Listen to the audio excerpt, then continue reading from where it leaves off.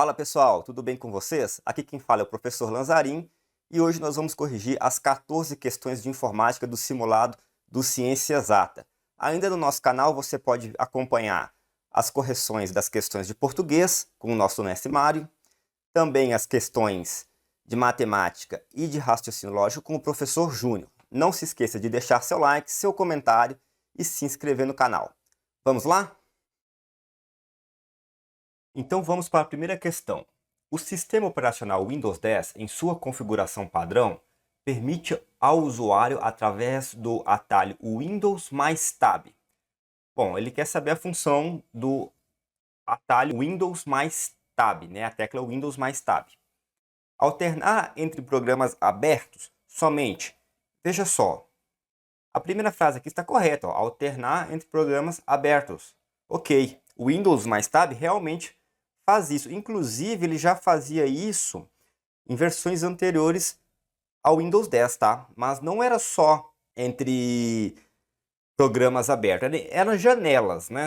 Inclusive, você poderia selecionar a área de trabalho. O problema é que ele coloca somente, e isso invalida a questão, tá? Então, não é a alternativa A.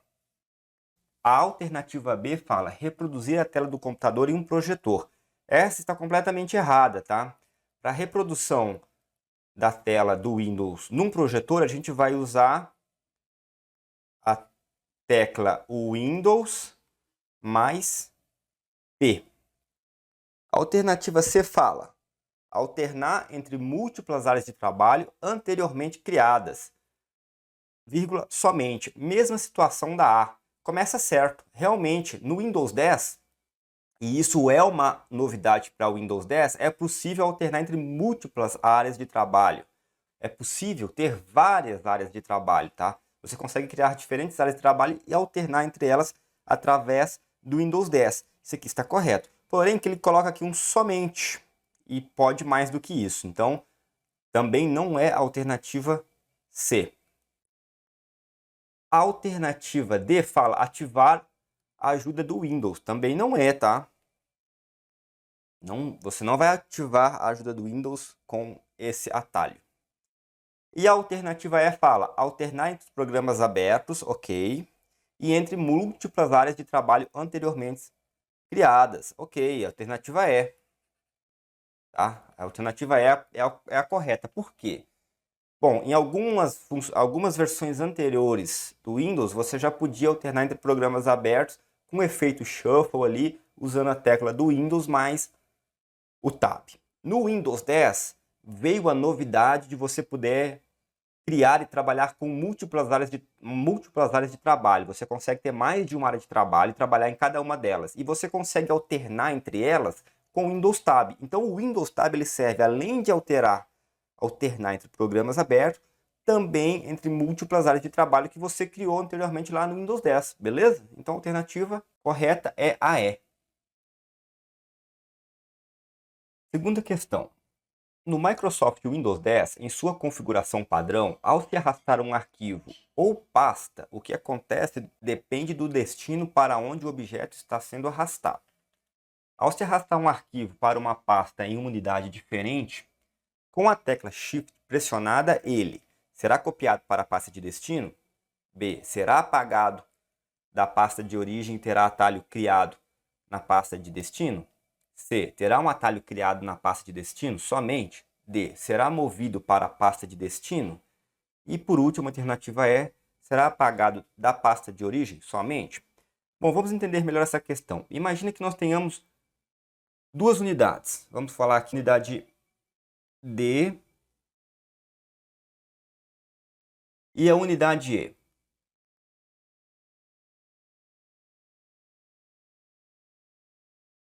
Dentro da unidade D você vai ter uma pasta de documentos, eu vou colocar aqui doc1, e outra pasta de documentos que vai chamar doc2. Aqui na E você vai ter uma pasta chamada documento. Dentro da doc1, eu vou ter um arquivo, arquivo A. Veja só, se eu clico, sem usar o teclado, apenas o mouse, se eu clico nesse arquivo e arrasto ele para a unidade E, por ser unidades diferentes, nós vamos ter a criação de uma cópia do arquivo na unidade E, lá na pasta doc, que foi para onde nós arrastamos. Então, beleza, nós temos uma unidade diferente da outra. Temos duas unidades diferentes. Unidade D, unidade E. Vou dar um exemplo. A unidade D pode ser o seu computador, a unidade E um HD externo ou um pendrive. Então, beleza, arrastou lá do arquivo, o arquivo A da unidade D para a unidade E, fez uma cópia. Já se eu arrasto o arquivo dentro da unidade, da pasta doc, da doc2, o arquivo se move. Ou seja, esse arquivo aqui vai ser apagado da pasta doc1 e será movido para a doc2. Dentro da mesma unidade, o arquivo ele move, ele sai daquela pasta de origem e vai para a pasta de destino, como a gente viu aqui no segundo exemplo. Tranquilo? Mas a situação aqui é um pouco diferente. Ela fala com o Shift ligado. E com o Shift ligado, as coisas mudam, porque essa é a função da tecla Shift. Com a tecla Shift pressionada, se nós temos um arquivo, o arquivo A aqui na doc1, pressionou Shift e arrastei ele para outra unidade diferente, eu vou ter isso aqui, ó, o arquivo A na doc da unidade 2, movido e não copiado, tá? Porque, como eu falei, o Shift muda a situação. Se, sem o Shift, quando você move de uma unidade para outra, ele copia, com o Shift apertado, quando você move de uma unidade para outra, ele move o arquivo. Tranquilo? E se nós movermos um arquivo aqui, vamos colocar aqui arquivo B, para não confundir com o arquivo A, que já está lá na unidade E. Se eu tenho um arquivo B aqui na doc1 e movo ele dentro da mesma unidade, você sabe que ele muda de pasta, ele se move, ele não cria uma cópia, ele vai para pasta destino e não fica mais na pasta origem. Com o Shift apertado, a alteração aí vai ser justamente o contrário. Se você clicou no Shift e arrastou para dentro da mesma unidade, uma outra pasta, por exemplo, nós vamos ter o arquivo B na origem e no destino. Portanto, com o Shift apertado, ele é copiado. Ou seja, o contrário também, né? Se dentro da unidade ele movia sem o Shift, com o Shift ele é copiado. Se entre unidades ele era copiado sem o Shift apertado, com o Shift ele é movido. Beleza? Então, a questão quer saber o seguinte, ao se arrastar um arquivo para uma pasta em uma unidade diferente com a tecla Shift pressionada, será copiado para a pasta de destino? Não. Isso aconteceria se o Shift não tivesse pressionado. Será apagado da pasta de origem e terá um atalho criado na pasta de destino? Também não. Isso foi uma questão que eu não falei, tá? Mas, hora nenhuma, tem a ver com criação de atalho. Terá, alternativa C, terá um atalho criado na pasta destino somente? Bom, acabei de falar. Todas que forem atalho você pode descartar. Alternativa D, será movido para a pasta de destino? Sim. A resposta é a alternativa D. De novo, de unidades diferentes, sem o Shift apertado, pressionado, cria-se uma cópia. Com o Shift pressionado, move-se o arquivo. E a alternativa E, será apagado da pasta de origem somente? Também não. Isso não é uma questão de excluir um arquivo. Não faz sentido o Windows excluir um arquivo quando você está movendo de uma pasta para outra, a não ser que você mova para a lixeira, que não é o que a questão fala. Portanto, a nossa resposta é a alternativa D. Ao se arrastar um arquivo para uma pasta em uma unidade diferente com a tecla Shift pressionada, ele será movido para a pasta destino. Então vamos para mais uma questão, mais uma sobre o Windows 10. Ao acessar o menu Iniciar no Windows 10, em sua configuração padrão, será exibido ao lado esquerdo programas apagados acidentalmente? Não. Olha, se você apagou um programa acidentalmente ou não, ele não vai mais aparecer em lugar nenhum. O programa não, ele está tipo assim, excluído do seu computador. Caso você queira acessar esse programa novamente, você vai ter que baixá-lo e instalá-lo novamente. Então não tem nada a ver com o menu iniciar, tá? Os aplicativos que possam estar infectados por vírus também não tem nada a ver.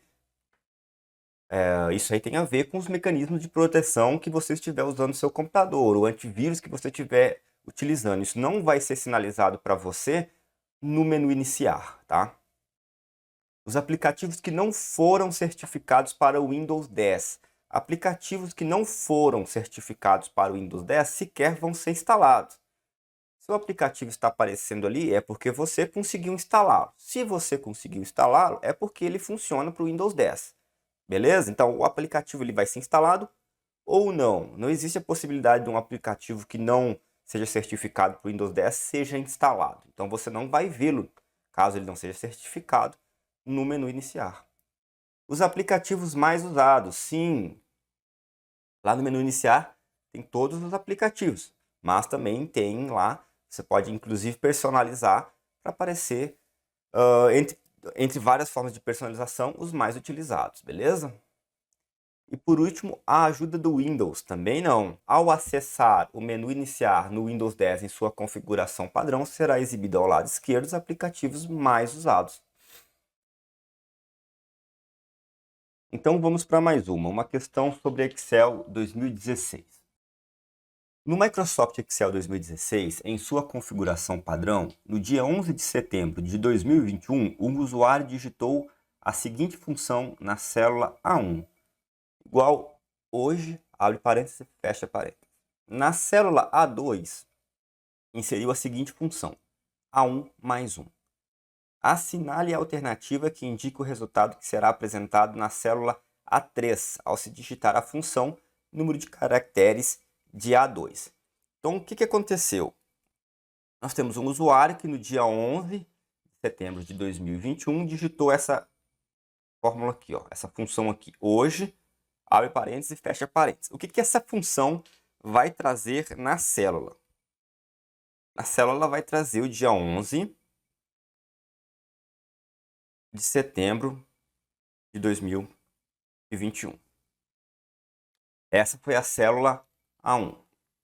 Já na célula A2, o usuário colocou A1 mais 1. E na célula A3, ele colocou o número de caracteres de A2. Eu já vou adiantando, na célula A2 vai ter 12 de 9 de 2021. Então outras pessoas podem achar que a resposta é 10, porque a gente tem aqui 2 mais 2 do mês, mais 4 do ano, 8 mais as duas barras, 10. Mas não é bem assim. Vamos entender. Quando você coloca hoje, abre parênteses e fecha parênteses, essa célula vai trazer sempre a data do dia. Beleza? Então, esse usuário colocou lá no dia 11 de setembro de 2021. Então, ali no dia 11 de setembro, estava 11 de setembro. Quando ele abriu no dia 12, estava dia 12 e ela vai atualizando. Mas o que interessa para nós aqui é que nós temos uma data. Só que no Excel, funciona da seguinte forma. Cada data ela é representada por um número. Tá? Então, nós temos a formatação data e a formatação geral. Essa contagem ela começa a partir do número 1. Se você colocar o 1 numa célula geral, esse 1 vai significar, quando você personalizar a célula para a data, dia 1º de janeiro de 1900. Se você somar mais 1 a esse 1, no caso você tem um 2, você terá, quando a célula personalizada em data, 2 do 1 de 1900. e assim sucessivamente. O número 3 será o dia 13 de janeiro de 1900, ou seja, cada data ela é representada por um número. Beleza? Então, quando você coloca hoje e configura a célula, na verdade, quando você coloca hoje, a célula já fica configurada para a data. E aparece lá 11 de 9 de 2021, essa data ela é representada por um número. E é um número sequencial, que vem contando desde o 1, desde o 1º de janeiro de 1900. Então, numa formatação geral, a data 11 de setembro de 2021 é o número 44.450.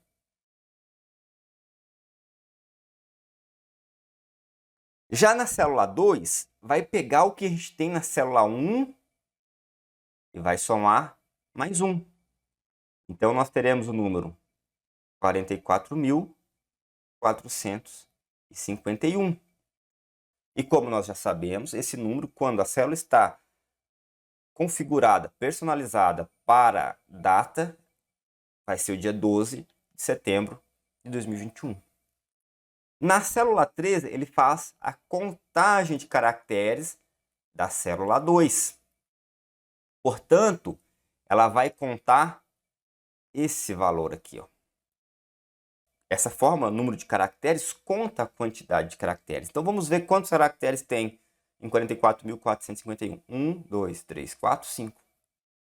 Então, a 3, nós teremos um 5. A resposta vai ser 5, alternativa B. Bom, é uma coisa muito importante ressaltar que ninguém precisa decorar que no dia 11 era 44.450 e no dia 12, 44.451.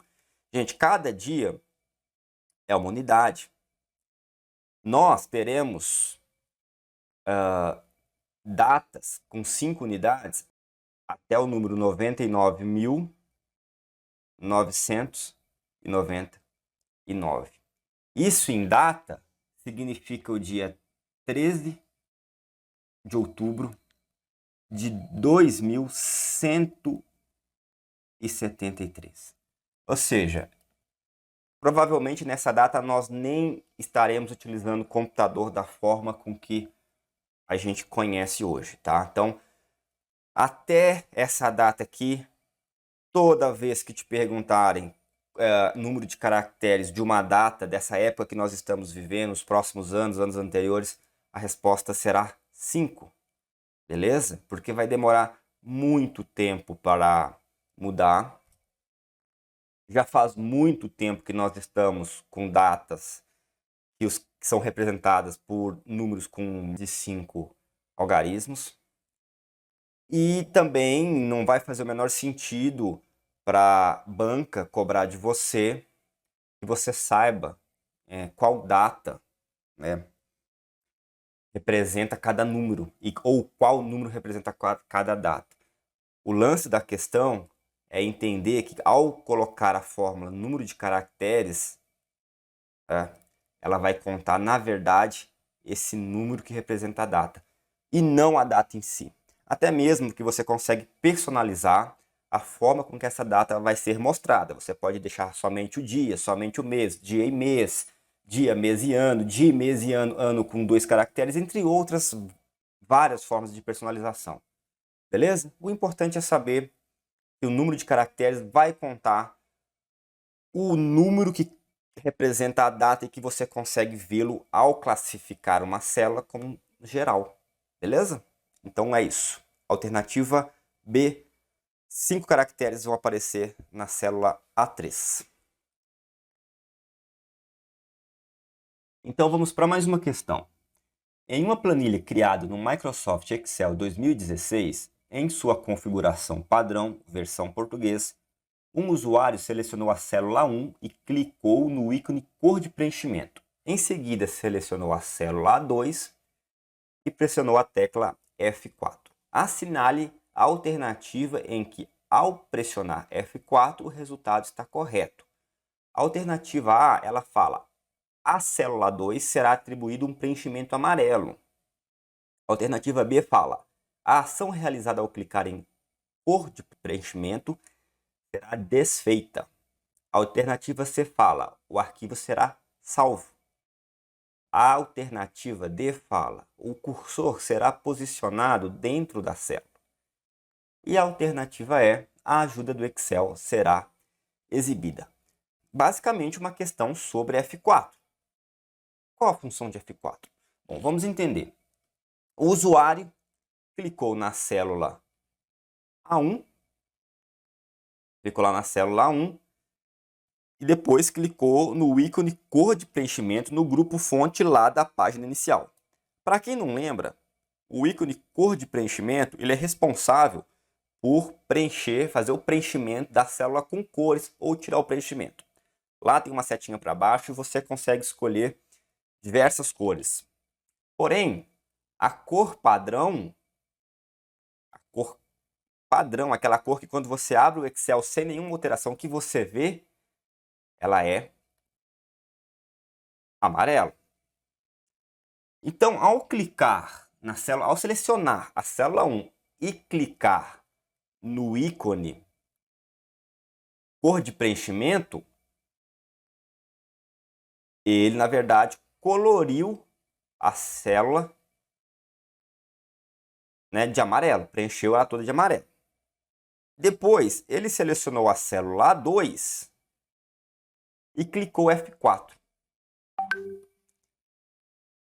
Qual que é a função de F4? O F4 ele vai fazer a última atividade que foi feita. Por exemplo, se ele selecionou a célula 1 e clicou em cor de preenchimento, preenchendo a célula com amarelo, ao selecionar a célula 2 e clicar em F4, a célula 2 também será colorida, porque o F4 reproduz a última ação realizada. Então vamos às alternativas de novo, analisar uma por uma. A alternativa fala, a célula 2 será atribuído preenchimento em amarelo. Sim, essa é a resposta, alternativa A. Será atribuído o preenchimento porque na célula 1 foi a última atividade realizada. Preencheu, colocou uma cor de preenchimento. Será amarelo porque ele não selecionou cor, ele simplesmente clicou no ícone e a cor padrão para o ícone cor de preenchimento é amarelo. A ação realizada ao clicar em cor de preenchimento será desfeita. Não, para isso teria que ser Ctrl Z. O arquivo será salvo. Também não, para salvar o arquivo, Ctrl B. O cursor será posicionado dentro da célula. Também não. Para posicionar dentro da célula, F2. A ajuda do Excel será exibida.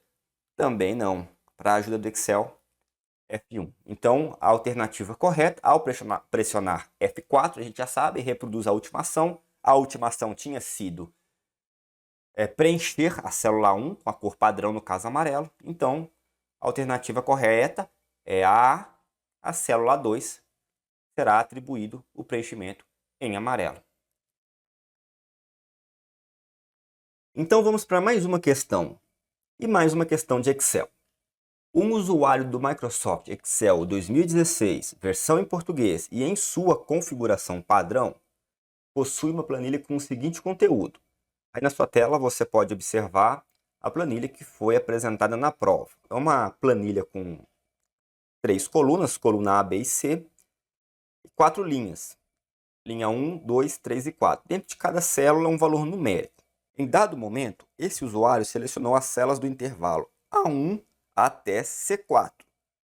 Caso a partir do botão Totalização Automática, disponível a partir da guia Página Inicial do aplicativo, seja selecionada a opção Soma, o resultado produzido nas células A5, B5 e C5 será...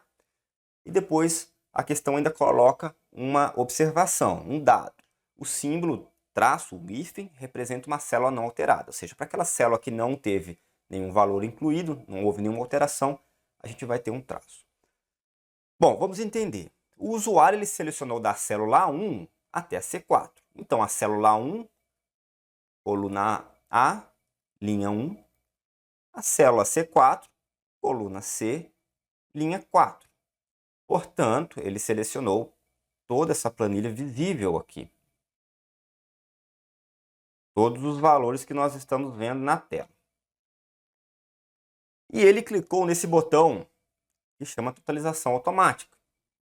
E escolheu a opção soma, que é a opção automática desse botão.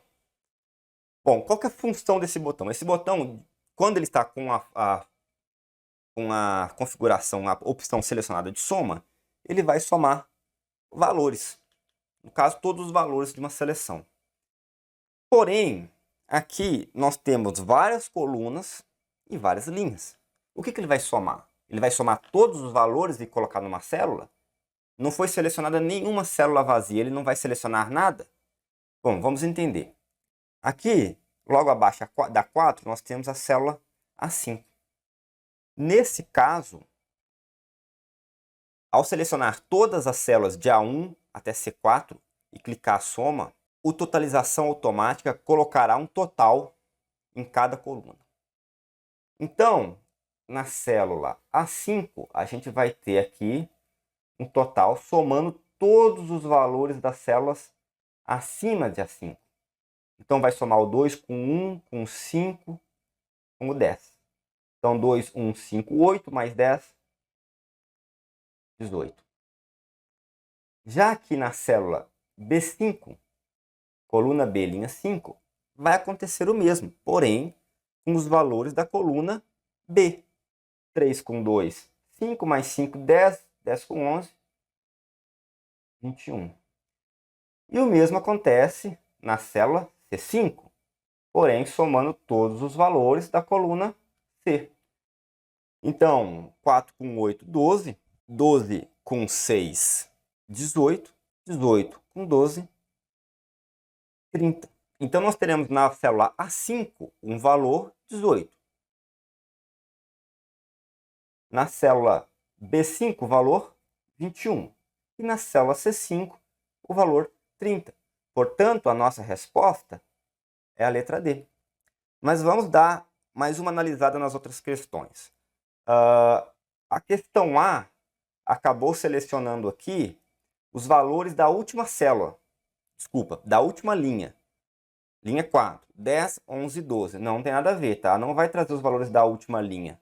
Como nós já falamos, o totalização automática, na opção soma, ele vai somar todos os valores, fazer um somatório da célula selecionada, um somatório da seleção. Já a alternativa B pode ter confundido algumas pessoas. Ela colocou que não seria alterado nada nas células A5, B5 e C5, que para alguma pessoa pode ter feito sentido, uma vez que a linha 5 não foi selecionada de A1 até C4. Mas é assim mesmo. O resultado do somatório ele vai vir numa célula, né? Ele vai vir numa célula adjacente, vai vir em outro espaço. Ele não vai mexer naquelas células que foram selecionadas para ser somada. Não faria sentido. As células que foram selecionadas serão somadas e o valor vai vir numa outra célula. Você pode selecionar essa célula ou você pode deixar no automático do totalização, que foi o que aconteceu aqui nessa questão. De forma automática, ele colocou os resultados na linha 5. Cada coluna somou os valores da respectiva coluna, então não é a B. Já a alternativa C pode ter confundido também, porque ele deixou a célula A5 vazia, a célula B5 vazia, e na célula C5 ele colocou o valor de todos os resultados que estão ali dentro. Não, não foi isso. Você conseguiria somar todos esses valores e trazer numa célula só 69? Sim, conseguiria. Mas você teria que selecionar a célula C5 para que todos os valores viessem somados ali. E não foi o que o usuário fez. Ele selecionou de A1 a C4, selecionou a opção soma do botão totalização automática e o resultado que veio é aquele que a gente viu lá na explicação. A D é a nossa resposta e a alternativa E também explorou esse fato de a soma de todos os valores de A1 a C4 dá 69. Ele colocou 69 em todas as células, né, das colunas que tinham valor, no caso A5, B5 e C5. Ele colocou 69 para todo mundo, o que não é verdadeiro. A gente sabe que em cada célula será somado o valor da sua respectiva coluna. Portanto, nossa resposta, novamente, a alternativa D. Então vamos lá, mais uma questão. Um usuário do Microsoft Word 2016 abriu um documento, acrescentou um parágrafo e, em seguida, pressionou simultaneamente duas teclas, Ctrl e B.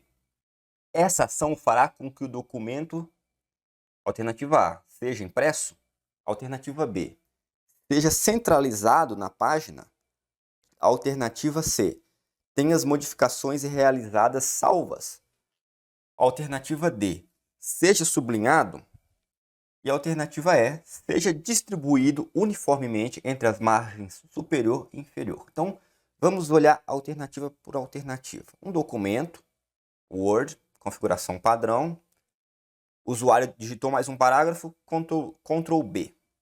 Ele imprimiu? Alternativa A pergunta é isso, foi impresso? Não. Para que seja impresso, teria que ser Ctrl mais P. Seja centralizado na página, diz a alternativa B. Também não. Para que ele fosse centralizado, seria Ctrl E. Tenha as modificações salvas. Exato. Alternativa C é a nossa resposta. O Ctrl B, ele serve justamente para salvar, beleza? Guardem isso. Mas vamos continuar analisando as outras alternativas. A alternativa D fala, seja sublinhado. Também não. Para ser sublinhado, Ctrl mais S. Esse é fácil de lembrar. S de sublinhado. E por último, a alternativa E, seja distribuído uniformemente entre as margens superior e inferior. Não, isso tem a ver com espaçamento também. Não tem nada a ver com a nossa questão. Então, Ctrl B é salvar. Portanto, a nossa resposta é a alternativa C. Tem as modificações realizadas salvas. Com Ctrl B de bom salvar o trabalho. Então, vamos para mais uma questão. Mais uma questão no Word 2016. Vamos lá. Em um documento em branco, no Microsoft Word 2016, em sua configuração original, antes de qualquer digitação, um usuário efetuou as 4 seguintes ações. Então, nós temos 4 ações realizadas por um usuário, bastante importante. Antes de qualquer digitação. Então, vamos às ações. Primeiro, clicou no ícone cor do realce do texto do grupo fonte da página inicial e selecionou a cor amarela. Ok. A segunda ação, clicou no ícone itálico. Terceiro, em seguida digitou a palavra ciência. E 4, pressionou o Enter. Com isso, a palavra ficou, as alternativas falam para nós com ou sem realce. Ela também ficou, as alternativas vão falar para nós em itálico ou sem itálico, né? Não ficou em itálico. E qualquer texto digitado na segunda linha ficará. E as opções que nós temos nas nossas alternativas são opções de com realce amarelo e sem nenhum realce. Beleza. Vamos analisar.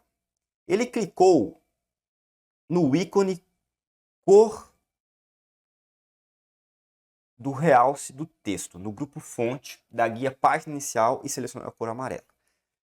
Gente, esse ícone, essa função cor de realce, ela funciona muito, a essência dela é com aquele marca-texto que você usa no seu caderno, no seu livro. Quando você quer destacar uma palavra, destacar um trecho, você passa por cima e ele vai ter lá diversas cores, geralmente a cor amarela ou aquele verde-limão, mas a gente sabe que tem inúmeras cores e o Word também dá a opção de inúmeras cores. Mas a função básica, a essência dele é realçar um texto. Beleza? Ele clicou nisso. Depois ele clicou no ícone itálico. O itálico é um estilo que deixa a letra com aquela inclinação. E digitou a palavra ciência. E depois pressionou o Enter. Então vamos lá. Ficou ou não com realce? Com isso a palavra ficou ou não com realce? Veja só. Por isso que eu falei lá no início, é importante entender que foi antes de qualquer digitação. Você não vai conseguir selecionar o cor do realce e escrever uma palavra e ela vir realçada. Como eu disse, ele tem uma função de marca-texto. Você vai clicar nele. Quando você se aproximar de uma palavra já escrita, o cursor se transforma em algo parecido com uma caneta e você consegue realçar aquela palavra em amarelo. No caso aqui da nossa questão, foi escolhida a cor amarela e também é a cor padrão, caso você não escolha nenhuma cor. Então, para você usar o cor do realce, você tem que ter um texto digitado. E nós não tínhamos um texto digitado. Ah, mas eu consigo pegar um marca-texto no meu caderno e passar numa linha em branco. Olha, você pode passar o marca-texto até nas paredes da sua casa. Só que você tem que entender que ele é um marca-texto. E no Word, ele leva isso na essência. Para ele marcar, tem que ter um texto. Utilize essa analogia para você se lembrar disso na hora da prova. Então, você não vai conseguir realçar porque não tem nenhum texto. Então, com isso, a palavra ficou sem nenhum realce. A gente já pode cortar a alternativa B e a alternativa D, que fala que ficou com realce, mas ela ficou sem realce. Aí ele clicou no ícone itálico. O itálico ele é um estilo, né, que vai deixar a letra com uma certa inclinação. E digitou a palavra ciência. Bom, como ele selecionou a função, ele selecionou o ícone itálico, assim como a cor da fonte, o sublinhado, o negrito, entre outras, ele já serve antes de você digitar. Você já consegue ali selecionar o estilo que você quer digitar. E nesse caso, ele digitou a palavra ciência, mas antes ele já selecionou o ícone itálico. Poderia também ter digitado ciência e depois colocado em itálico. Mas essa função, como aquelas que eu já falei, cor da fonte, negrito, sublinhado, entre outras, você consegue selecioná-las e já digitar a palavra naquele estilo. Portanto, a palavra ciência, ela vem em itálico. Então, a gente já corta a alternativa C e a alternativa D que já estava cortada. Em seguida, pressionou Enter. Quando ele pressiona Enter, pula para a linha de baixo e fala: e qualquer texto digitado na segunda linha ficará mesma situação que eu falei lá atrás. Cor do realce não vai realçar texto se foi selecionada antes da digitação. Você primeiro digita uma palavra, seleciona uma palavra e clica em realce. Ou você clica com realce e vem na palavra e a seleciona. Portanto, tem que haver a palavra antes de usar o realce. Novamente. E como não foi digitado, não havia nenhuma palavra na segunda linha, qualquer texto digitado na segunda linha ficará sem nenhum realce. Sem realce. Alternativa A fala com realce amarelo. Então, nós cortamos ela. Nós já cortamos todas, exceto a alternativa correta, que é a alternativa E. A palavra ficou sem nenhum realce, também em itálico, e qualquer texto digitado na segunda linha ficará sem nenhum realce. Portanto, a alternativa E. Então, vamos para mais uma questão no Word.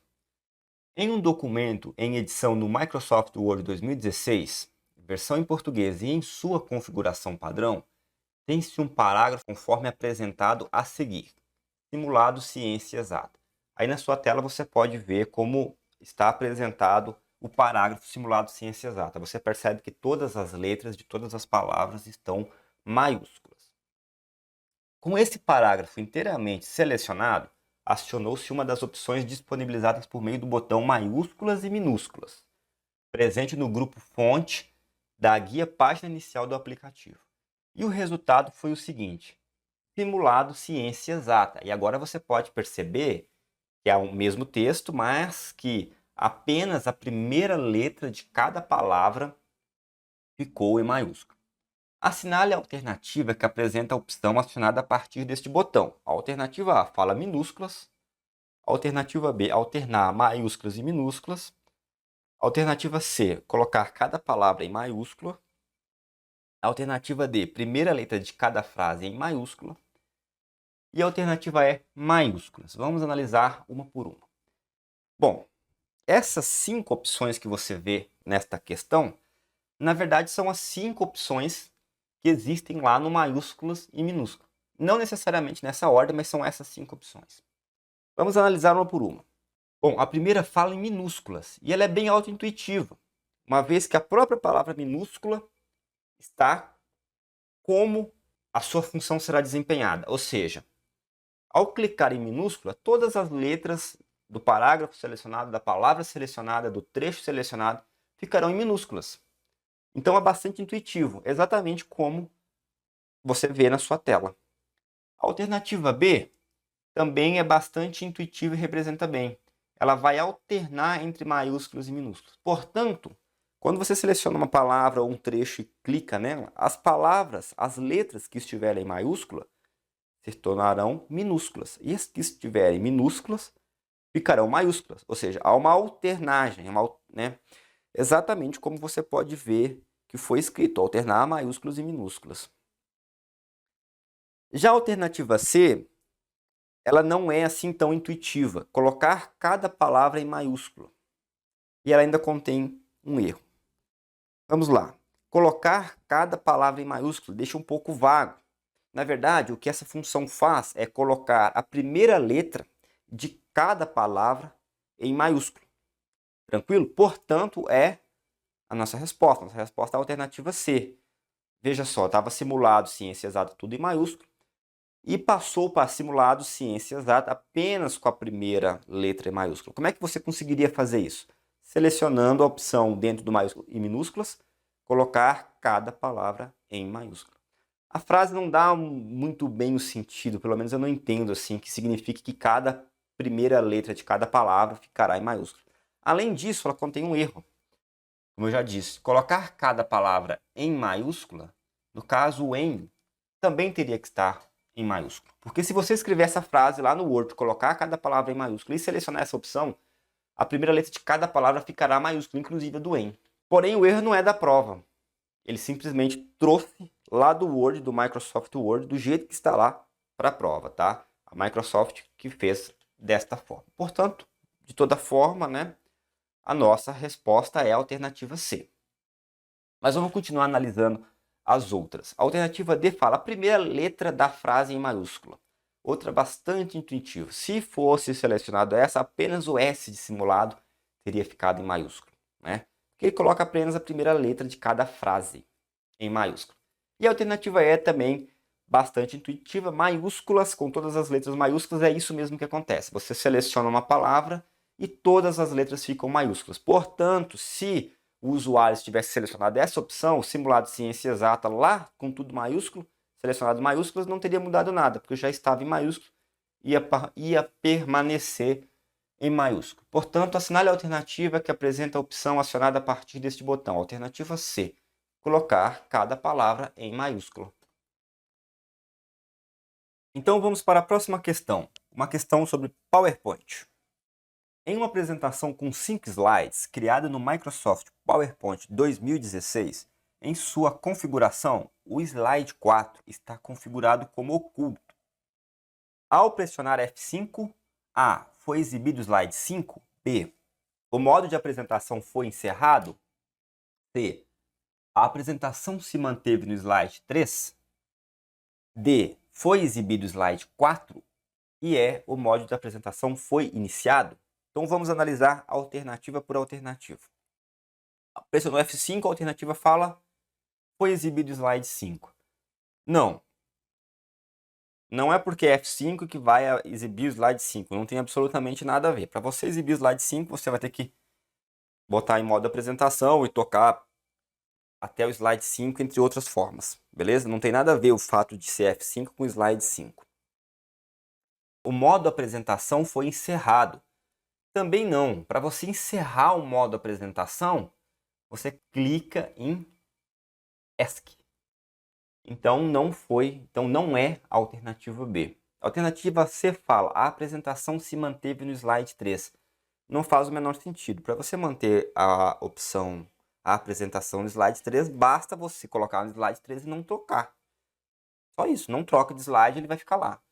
Não tem absolutamente nada a ver também com o atalho F5. Foi exibido o slide 4? Também não. Para exibir o slide 4 você até consegue, você vai ter que ir lá nele, clicar com o botão direito e reexibi-lo, ou ir lá nas guias e encontrar a opção para reexibição, mas não tem nada a ver também com o F5. O modo apresentação foi iniciado? Sim, a alternativa é F5. Ao clicar em F5, você inicia o modo de apresentação. E para encerrar o modo de apresentação, clicar em ESC. Beleza? Então, ao pressionar F5, o modo de apresentação foi iniciado. Resposta alternativa é. Próxima questão. Um analista do setor A, utilizando o Microsoft Outlook 2016 em sua configuração padrão, responde a uma mensagem de correio eletrônico de um cientista do setor B, adicionando o endereço de e-mail do seu superior como um dos destinatários, de modo que o cientista do setor B não possa saber o endereço do superior e assim não entrar em contato diretamente com ele. Assinale a alternativa que apresenta o campo em que o analista deve adicionar o endereço do e-mail do superior para atender ao descrito no enunciado. Beleza, nós temos um trabalhador lá do setor A, né?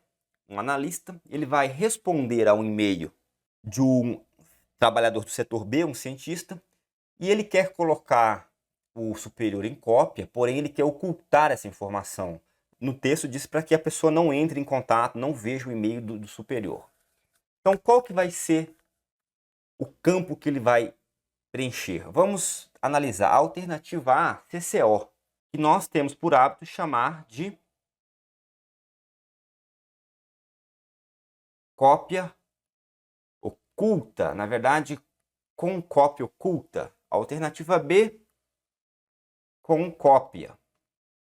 Alternativa C é D, né, de quem que veio. A alternativa D é o assunto, você vai preencher ali ou não, o e-mail pode ser enviado sem o assunto. E a alternativa E é anexo. Anexo é quando você anexa um arquivo, uma foto, um documento, uma apresentação, uma planilha. Então o anexo ele é mais uma função, você consegue anexar, né?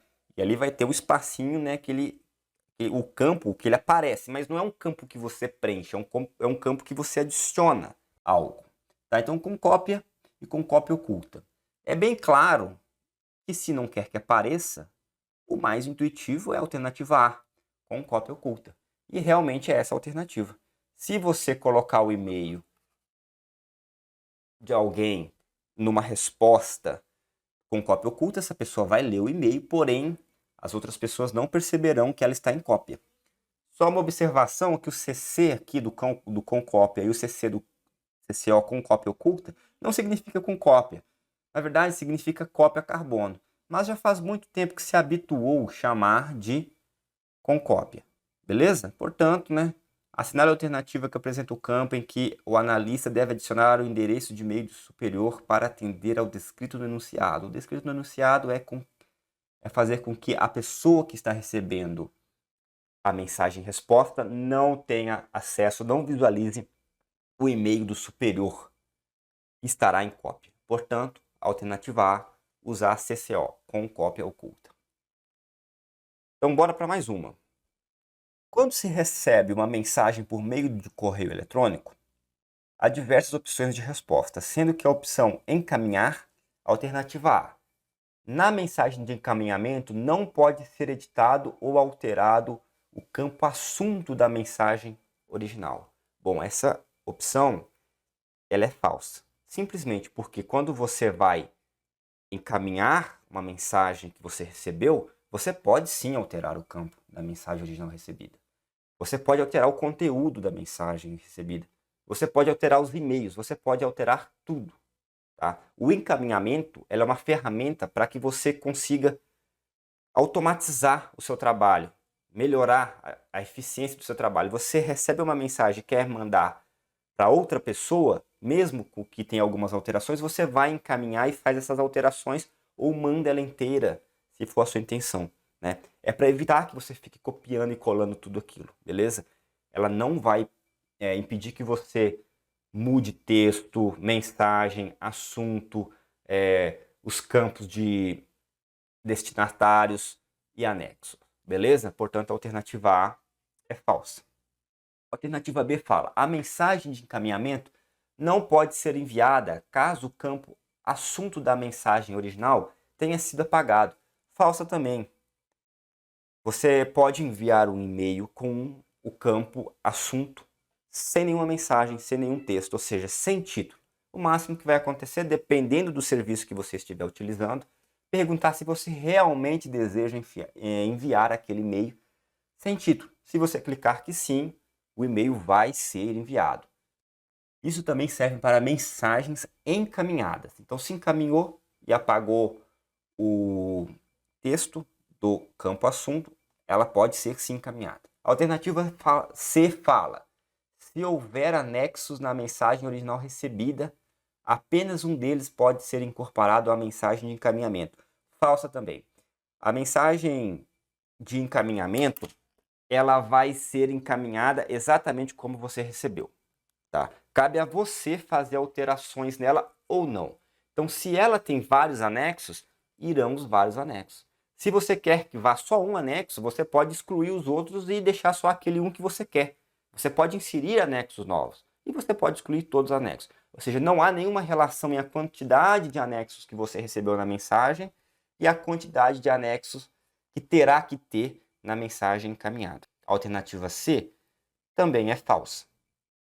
Já a alternativa D fala: a mensagem de encaminhamento pode ser enviada caso o campo assunto da mensagem original tenha sido apagado.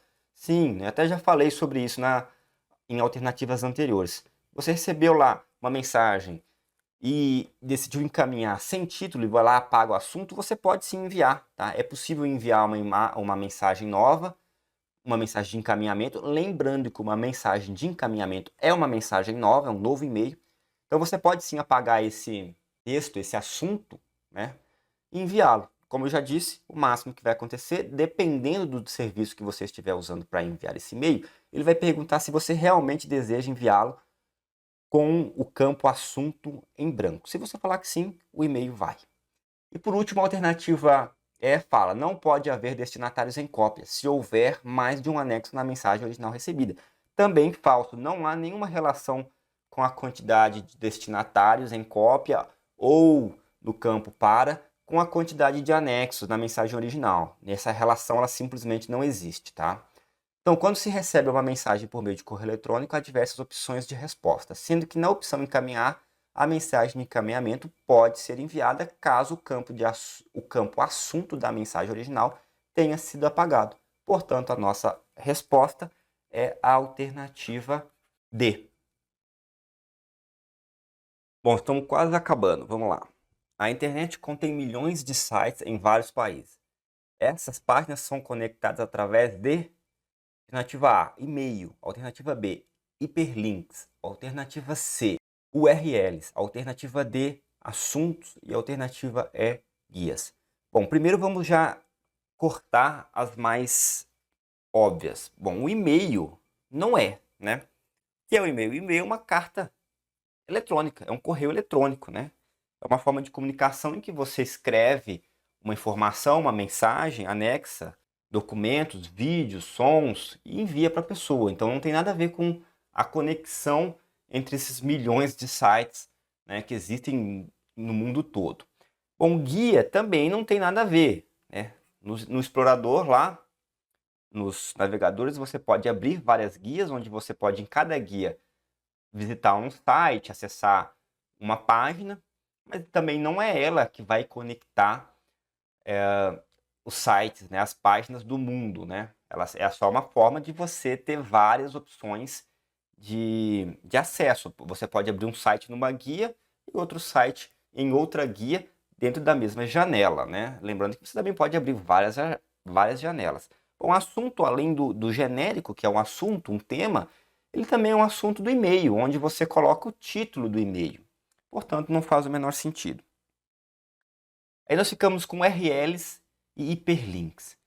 Bom, a URL ela é nada mais que um endereço de e-mail que você vai digitar na barra do seu navegador. Esse endereço ele vai estar ligado a um IP da onde estará hospedado o site que você está querendo visitar. Então veja só, ele é um mecanismo para você chegar a um site, né, que está hospedado em algum lugar, né? Enfim, como é que você vai acessar? Através da URL, digitando a URL na sua barra de pesquisa do navegador ou pesquisando por ela um site de buscas, um site de pesquisa. Portanto, também não é a URL. A nossa resposta é a alternativa B, os hiperlinks. Os hiperlinks, eles são como ligações.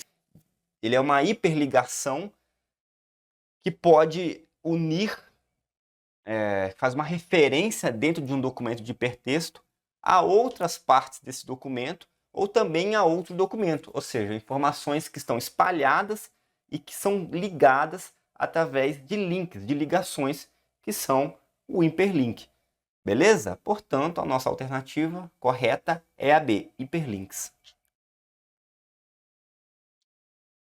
Bom, então a última questão, uma questão sobre internet. Um usuário de um computador digitou o seguinte endereço na barra de endereço do navegador Internet Explorer: http://www.cruzvermelha.org.br. Com relação ao endereço digitado, é correto afirmar que A. É um site de uma organização sem fins lucrativos. B.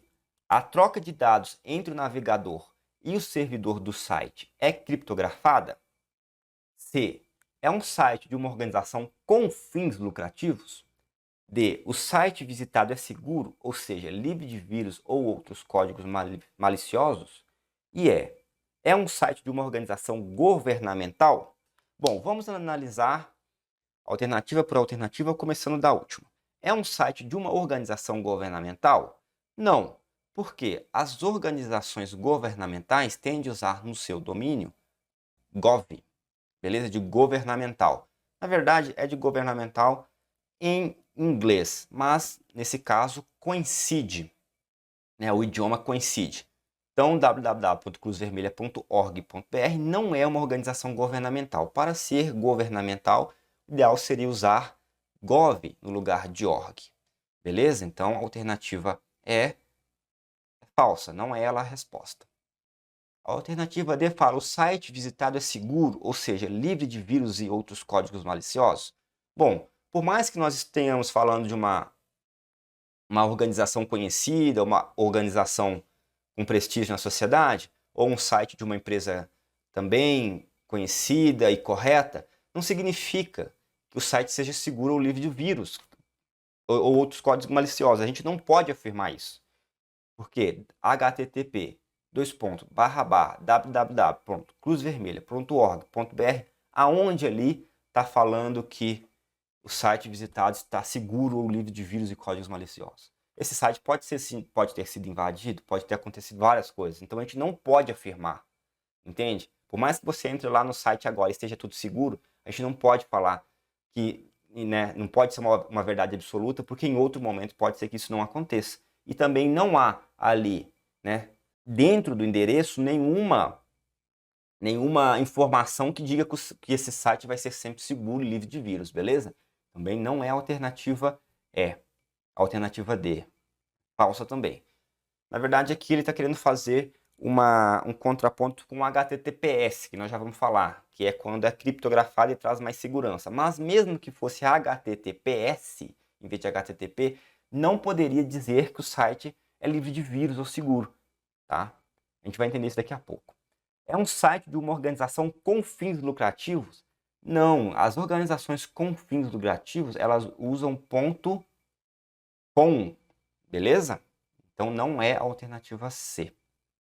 A alternativa B fala: a troca de dados entre o navegador e o servidor do site é criptografada. Falso. Por que é falso? Porque o protocolo aqui atrás, ó, é HTTP. Para que fosse criptografado, deveria ser HTTPS. Esse S ele é de segurança. Aí sim, aí nós teríamos um protocolo mais seguro, com camadas de segurança e com a troca de mensagem criptografada. Dessa forma, a mensagem seria enviada num código que somente o receptor e o emissor conheceriam. Então, somente eles poderiam entender a troca de mensagens, sendo que um terceiro, ao tentar interceptar essas mensagens, não entenderia.